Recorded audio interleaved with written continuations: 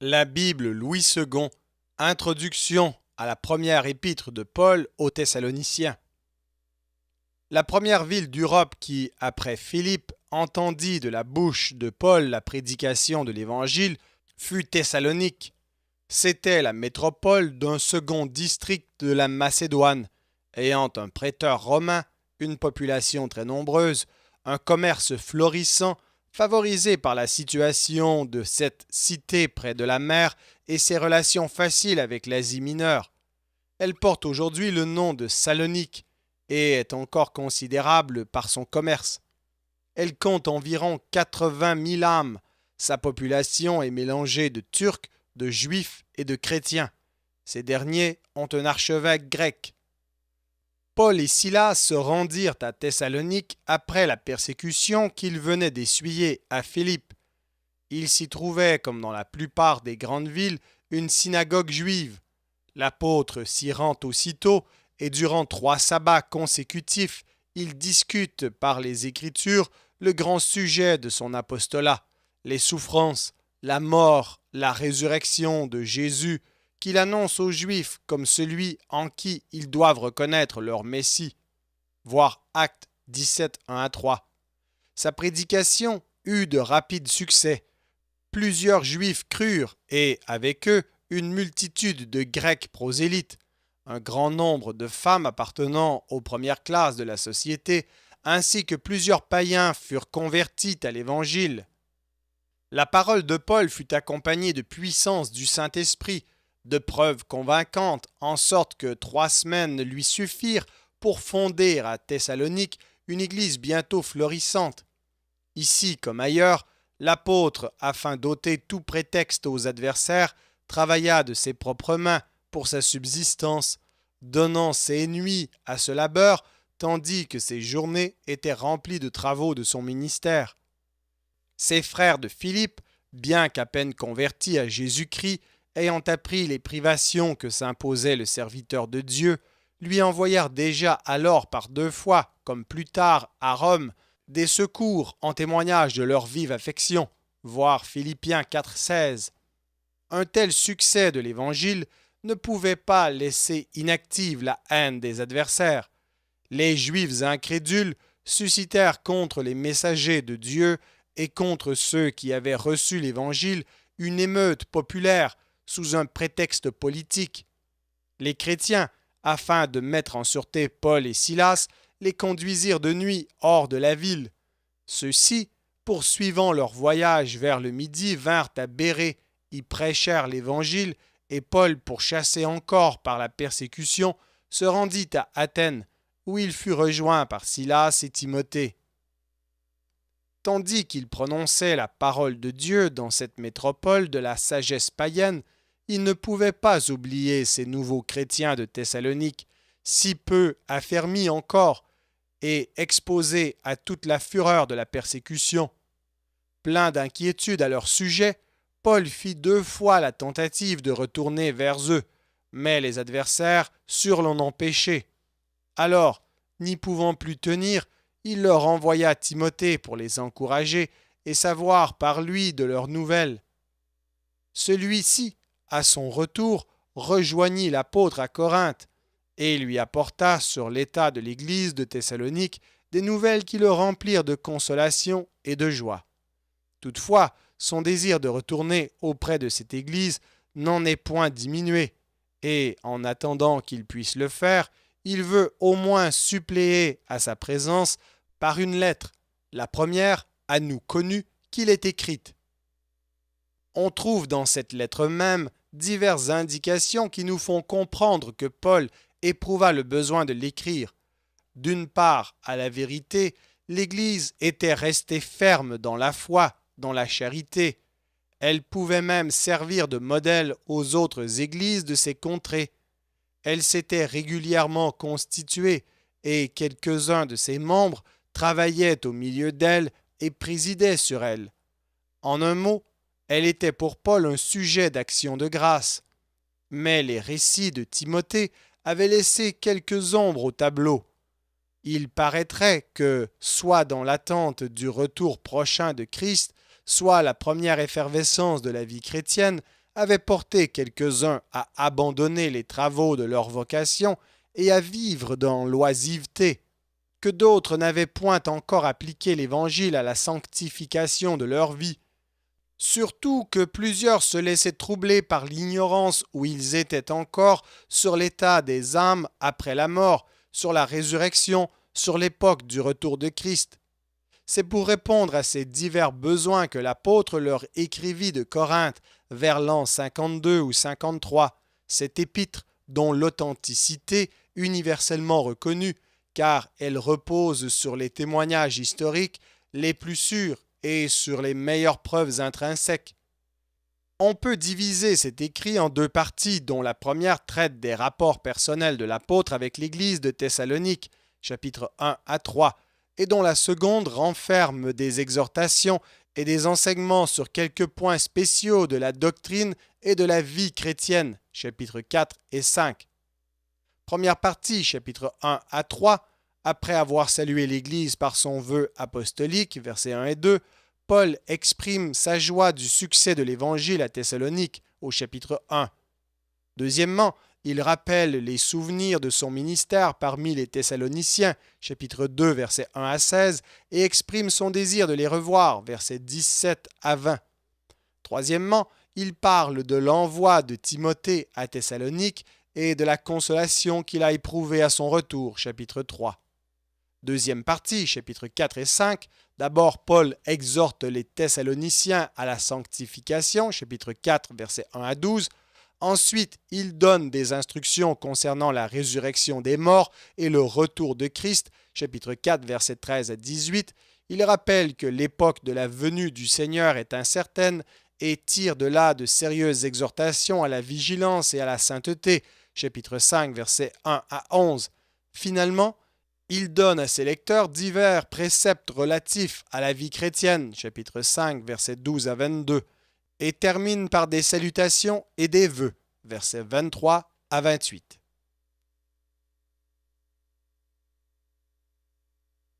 Première épître de Paul aux Thessaloniciens, chapitre 1. Paul et Sylvain et Timothée, à l'Église des Thessaloniciens, qui est en Dieu le Père et en Jésus-Christ le Seigneur, que la grâce et la paix vous soient données. Nous rendons continuellement grâce à Dieu pour vous tous, faisant mention de vous dans nos prières, nous rappelant sans cesse l'œuvre de votre foi, le travail de votre charité et la fermeté de votre espérance en notre Seigneur Jésus-Christ devant Dieu notre Père. Nous savons, frères bien-aimés de Dieu, que vous avez été élus, notre évangile ne vous ayant pas été prêché en parole seulement, mais avec puissance, avec l'Esprit Saint et avec une pleine persuasion, car vous n'ignorez pas que nous nous sommes montrés ainsi parmi vous à cause de vous. Et vous-même, vous avez été mes imitateurs et ceux du Seigneur, en recevant la parole au milieu de beaucoup de tribulations, avec la joie du Saint-Esprit, en sorte que vous êtes devenus un modèle pour tous les croyants de la Macédoine et de l'Achaïe. Non seulement en effet la parole du Seigneur a retenti de chez vous dans la Macédoine et dans l'Achaïe, mais votre foi en Dieu s'est fait connaître en tout lieu, de telle manière que nous n'avons pas besoin d'en parler, car on raconte à notre sujet quel accès nous avons eu auprès de vous, et comment vous vous êtes convertis à Dieu en abandonnant les idoles pour servir le Dieu vivant et vrai, et pour attendre des cieux son Fils qu'il a ressuscité des morts, Jésus, qui nous délivre de la colère à venir.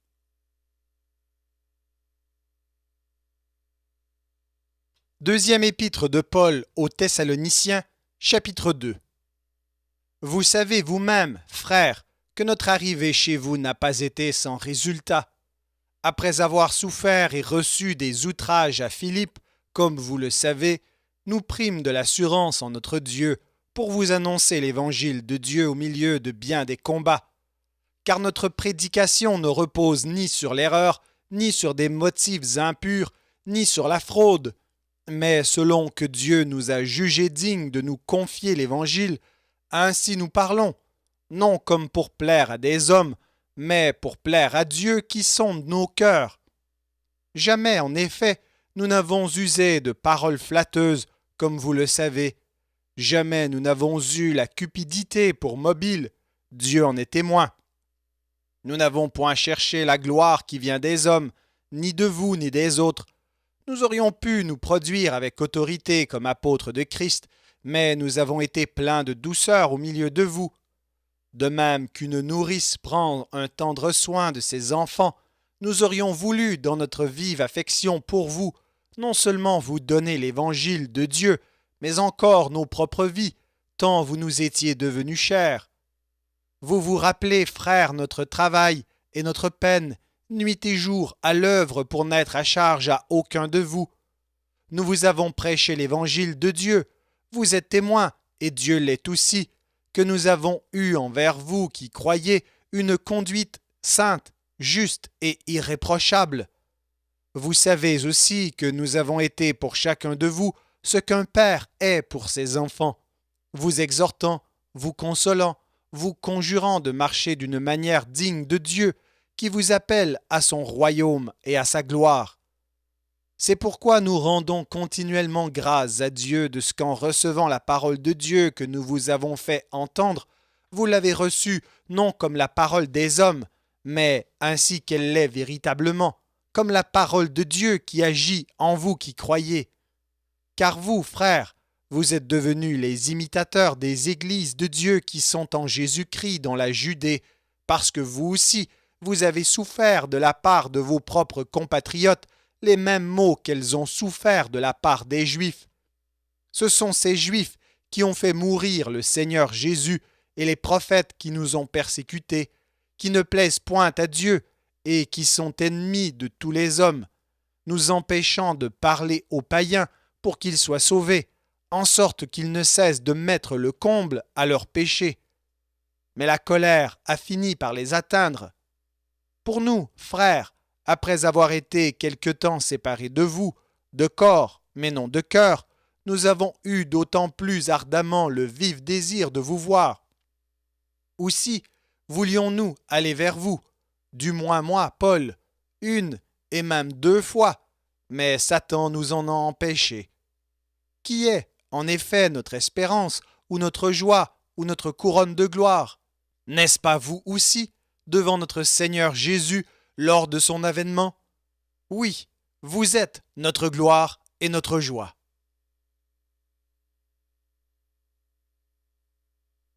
Première épître de Paul aux Thessaloniciens, chapitre 3. C'est pourquoi, impatients que nous étions, et nous décidant à rester seuls à Athènes, nous envoyâmes Timothée, notre frère, ministre de Dieu dans l'évangile de Christ, pour vous affermir et vous exhorter au sujet de votre foi, afin que personne ne fût ébranlé au milieu des tribulations présentes. Car vous savez vous-même que nous sommes destinés à cela. Et lorsque nous étions auprès de vous, nous vous annoncions d'avance que nous serions exposés à des tribulations, comme cela est arrivé, et comme vous le savez. Ainsi, dans mon impatience, j'envoyai m'informer de votre foi, dans la crainte que le tentateur ne vous eût tenté, et que nous n'eussions travaillé en vain.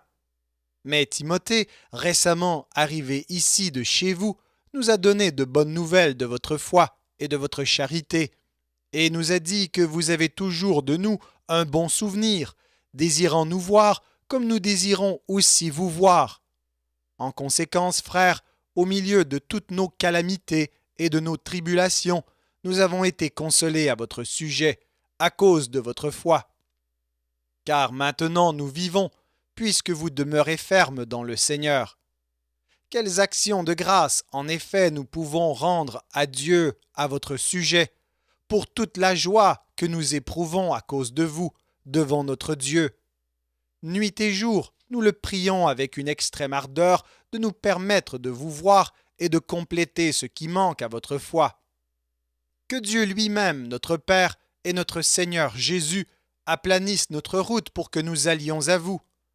Que le Seigneur augmente de plus en plus parmi vous, et à l'égard de tous, cette charité que nous avons nous-mêmes pour vous, afin d'affermir vos cœurs pour qu'ils soient irréprochables dans la sainteté devant Dieu notre Père, lors de l'avènement de notre Seigneur Jésus avec tous les saints.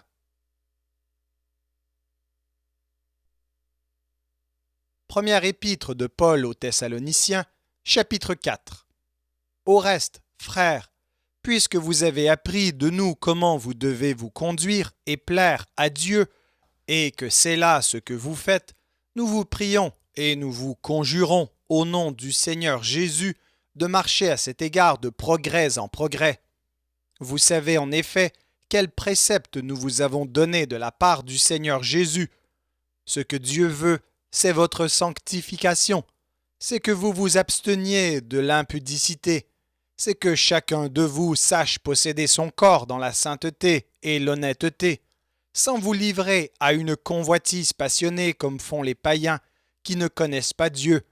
C'est que personne n'use envers son frère de fraude et de cupidité dans les affaires, parce que le Seigneur tire vengeance de toutes ces choses, comme nous vous l'avons déjà dit et attesté. Car Dieu ne nous a pas appelés à l'impureté, mais à la sanctification. Celui donc qui rejette ses préceptes ne rejette pas un homme, mais Dieu, qui vous a aussi donné son Saint-Esprit. Pour ce qui est de l'amour fraternel, vous n'avez pas besoin qu'on vous en écrive, car vous avez vous-même appris de Dieu à vous aimer les uns les autres, et c'est aussi ce que vous faites envers tous les frères de la Macédoine entière. Mais nous vous exhortons, frères, à abonder toujours plus dans cet amour, et à mettre votre honneur à vivre tranquille, à vous occuper de vos propres affaires, et à travailler de vos mains, comme nous vous l'avons recommandé, en sorte que vous vous conduisiez honnêtement envers ceux du dehors, et que vous n'ayez besoin de personne. Nous ne voulons pas, frères, que vous soyez dans l'ignorance au sujet de ceux qui dorment, afin que vous ne vous affligiez pas comme les autres qui n'ont point d'espérance. Car si nous croyons que Jésus est mort et qu'il est ressuscité, croyons aussi que Dieu ramènera par Jésus et avec lui ceux qui sont morts. Voici, en effet, ce que nous vous déclarons d'après la parole du Seigneur. Nous, les vivants, restés pour l'avènement du Seigneur, nous ne devancerons pas ceux qui sont morts, car le Seigneur lui-même a un signal donné, à la voix d'un archange et au son de la trompette de Dieu, descendra du ciel, et les morts en Christ ressusciteront premièrement. Ensuite, nous les vivants, qui serons restés, nous serons tous ensemble enlevés avec eux sur des nuées à la rencontre du Seigneur dans les airs, et ainsi nous serons toujours avec le Seigneur. Consolez-vous donc les uns les autres par ces paroles.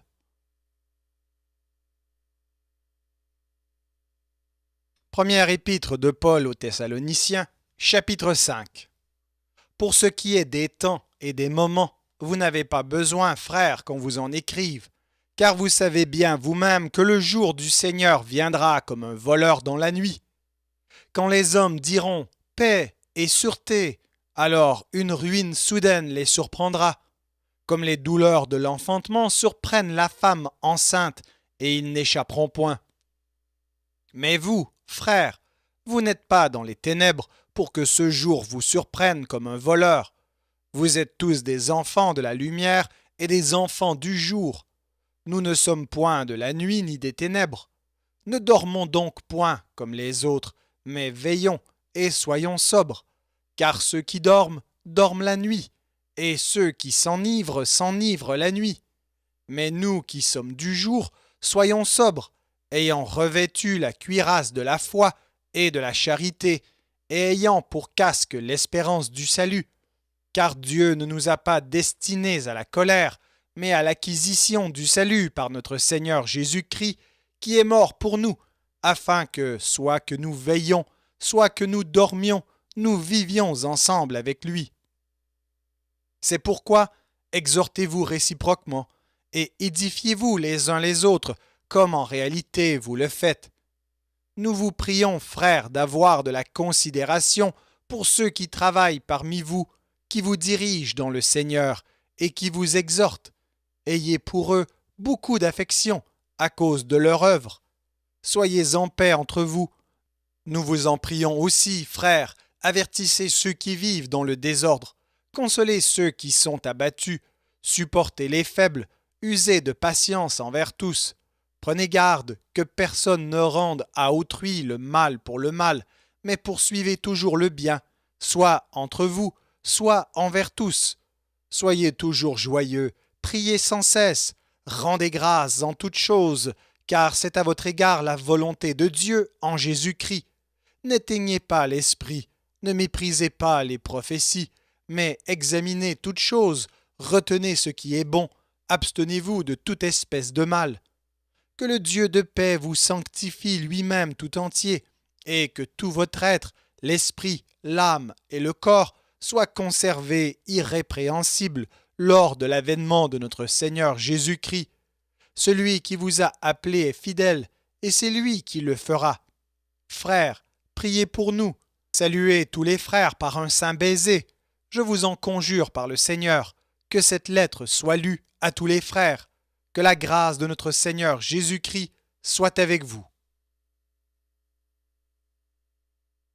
Merci d'avoir écouté cet enregistrement de la Bible. N'hésitez pas à le partager. Vous pouvez également télécharger la version MP3 sur le site Un héros dans le net. Vous avez le lien dans la description. En visitant notre chaîne, vous allez également trouver d'autres versions de la Bible en audio, ainsi que plusieurs ressources pour étudier la parole de Dieu. Toutes ces ressources sont mises à votre disposition gratuitement. N'hésitez pas de nous faire un don si le Seigneur vous le met à cœur en utilisant le lien qui est également dans la description. Merci encore et que Dieu vous bénisse.